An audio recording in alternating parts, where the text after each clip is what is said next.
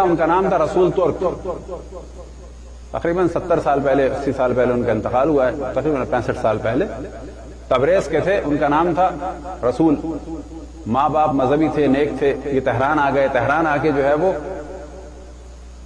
شامل ہو گئے جو گینگسٹر ہوتے ہیں اسی میں, اور پھر اپنے زمانے کے علاقے کے دادا بن گئے رسول ترک. کیونکہ ترک تھے یہ جو آذربائیجانی اور ترک زبان ہے, جیسے کہ خدا خوئی ترک تھے, خامنائی ترک ہیں, جس طرح ہمارے کہا جاتا ہے بلوچ اور پنجابی مثلا, تو ان کو کہا جاتا تھا رسول ترک.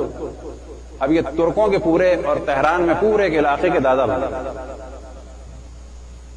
لیکن ایک چیز نے ان کو ہدایت دی. وہ کیا چیز تھی کہ امام حسین علیہ السلام کا نام بھی یہ نہیں لیتے تھے. کس کے بعد؟ ابھی کوئی اچھی بات نہیں ہے, وہ والا کام غلط تھا, لیکن ایک انسانیت, ایک شرافت, ایک احترام اہل بیت باقی تھا. شراب پینے کے بعد نام نہیں لیتے تھے. اس کا کیا معنی ہے کہ انسان ابھی پورا کافر نہیں ہوا, پورا اللہ کے خلاف نہیں کھڑا ہوا. یعنی اس میں خصوصیت کیا ہے جو بعض دفعہ ہمارے بعض دوست بھی کہتے ہیں کہ یار آپ تو بہت ہی جو ہے وہ بالکل بعض دفعہ لگتا ہے بہت نیرو مائنڈڈ ہو گئے, بعض دفعہ لگتا ہے بہت براڈ مائنڈڈ ہو گئے. وجہ کیا ہے کہ یا ہماری دوستی ہوتی ہے بالکل نیک لوگوں سے, یا ہماری دوستی ہوتی ہے بالکل لاؤبالیوں سے. وجہ کیا ہے؟ بعض لاؤبالی منافق نہیں ہوتے, جو ہوتے ہیں کہتے ہیں کہ ہم قبلہ گناہگار ہیں, ہمیں ضرورت نہیں ہے وہ اقرار کریں گناہگار, لیکن وہ کہتے ہیں ہاں میں گناہگار ہوں. خطرناک کون ہوتے ہیں؟ فتنہ قسم کے افراد جو دیندار بن جاتے ہیں. سیدھی سیدھی بات, میری دوستی کبھی بھی نہیں ہوئی, یا بالکل ادھر والوں سے ہوئی یا بالکل ادھر والوں سے ہوئی, یا واقعا نیک ہو, یا کم سے کم کیا کہے کہ ہاں میں نیک نہیں ہوں لیکن نیک لوگ اچھے لگتے ہیں, میں گناہگار ہوں لیکن مجھے نیکی اچھی لگتی ہے.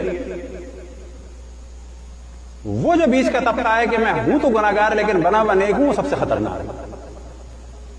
تو یہ جو جناب رسول ترک سے کہ خداوند تبارک و تعالیٰ ان کے درجات کو بلند سے بلند فرمائے, ان کے اندر ایک ابھی دین باقی رہ گیا تھا. شب عاشور گئے امام بارگاہ میں, اور جاتے میں اپنے فارسی میں کہا جاتا ہے نوچے,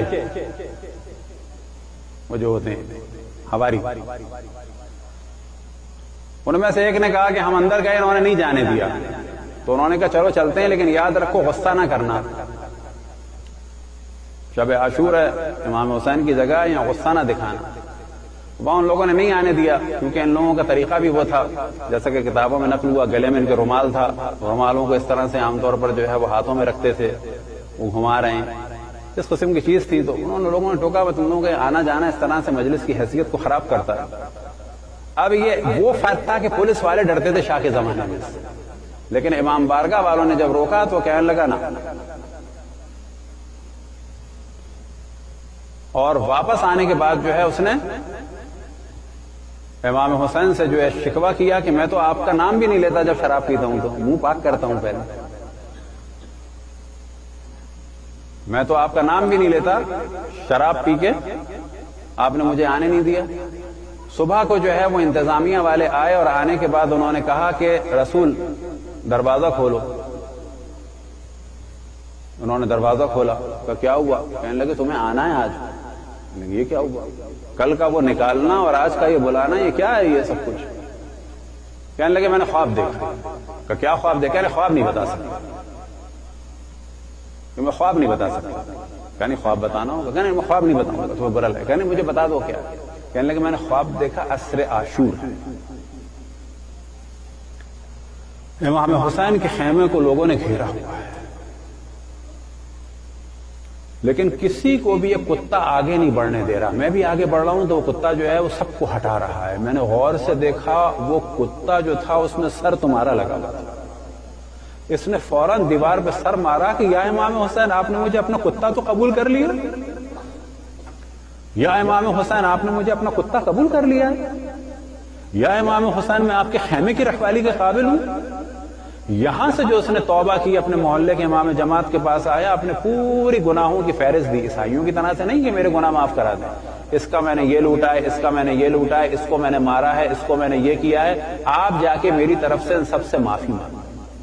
اس کا میں مال دوں گا, اس کا میں یہ کروں گا, میں یوں نہیں کر سکتا, میں یوں نہیں کر سکتا. پھر اس کا عالم یہ تھا کہ ایک ہی مسجد میں 2 رکعت نماز یہاں پڑھتا تھا، پھر 2 رکعت یہاں پڑھتا تھا، پھر 2 رکعت وہاں پڑھتا تھا، اور پورے تہران کی مسجدوں میں گھوم گھوم کے نماز پڑھتا تھا کہ میں نے پورے تہران میں گناہ کیا ہے، یا اللہ میں اب جگہ جگہ تیری عبادت کروں گا۔ پھر ایک وقت آیا کہ اس کا دم نکلنے والا تھا، اور بقول علماء کے کہ مذاق میں انہوں نے جملہ کہا، توہین میں نہیں کہا، مذاق میں جملہ کہا کہ بالآخر تھا تو یہ غنڈہ دادا اپنے علاقے کا، توبہ کر لی تھی لیکن موت کے وقت اس نے وہی دادا گیری دکھائی، یعنی محبت میں کہہ رہے ہیں، وہ بھی احترام میں کہہ رہے ہیں، اس کو انسلٹ نہ سمجھیے گا، ان کے درجے کو میں اپنے آپ سے بہت بالا تر سمجھتا ہوں، کیونکہ جو توبہ کر کے مر جائے اس سے بہتر کوئی نہیں۔ آخر وقت میں بہت بعض علماء کے مذاق میں کہ وہ دادا گیری والا مزاج آخر میں دکھا دیا۔ وہ کب دکھا دیا؟ کہ دم نکل رہا ہے، اور کیونکہ وہ ترک تھے اور موت کے وقت جو ہے وہ فارسی وارسی ظاہر مشکل تھی، تو موت کے وقت وہ اپنی مادری زبان پہ آ گیا، نہ میں نہیں جاؤں گا مولا، میں نہیں جاؤں گا، میں اپنی جان نہیں دوں گا جب تک آپ مجھے لینے نہیں آئیں گے، میں اپنی جان نہیں دوں گا جب تک آپ مجھے لینے نہیں آئیں گے۔ پھر اس کے بعد اپنے بعض دوستوں سے کہا تھا کہ میں نے توبہ کی ہے، پتہ نہیں کوئی میرے تشیع جنازہ میں آئے بھی نہیں آئے، مجھے نہیں شوق لوگ آئیں، لیکن مجھے ڈر لگتا ہے لوگ توبہ نہیں کریں گے کہ توبہ کے بعد بھی غنڈوں کی نماز جنازہ میں لوگ نہیں آتے۔ اب انہیں صدمہ یہ تھا، اور بس مولا آپ آئیں، ایک دم سے جب دم نکلنے والا تھا تو ترکی میں ان کے جملے آج بھی مشہور ہیں،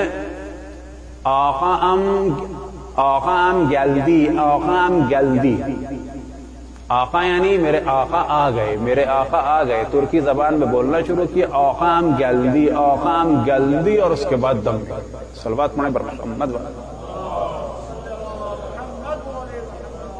اور لوگوں کے بقول کہ اتنا بڑا تشیع جنازہ تھا ان مرحوم کا کہ بعض خواتین اور لوگ یہ پوچھ رہے تھے کہ کس مجتہد کا، کس عالم کا انتقال ہوا، تو لوگ بتاتے تھے کہ انتقال ہوا ہے رسول ترک کا۔ آج ان کی قبر جو ہے حرم معصومہ سلام اللہ علیہا کے سامنے روڈ کراس کر کے جو ایک قوم نو کا قبرستان کہلاتا ہے وہاں ہے، اور بڑی تعداد میں ایران کے لوگ جب جناب سیدہ کی زیارت کے لیے آتے ہیں تو جناب رسول ترک کی زیارت پہ جاتے ہیں کہ اس کے ذریعے سے انسان سیکھے کہ استغفار کیا ہوتی ہے۔ صلوات پڑھیں بر محمد۔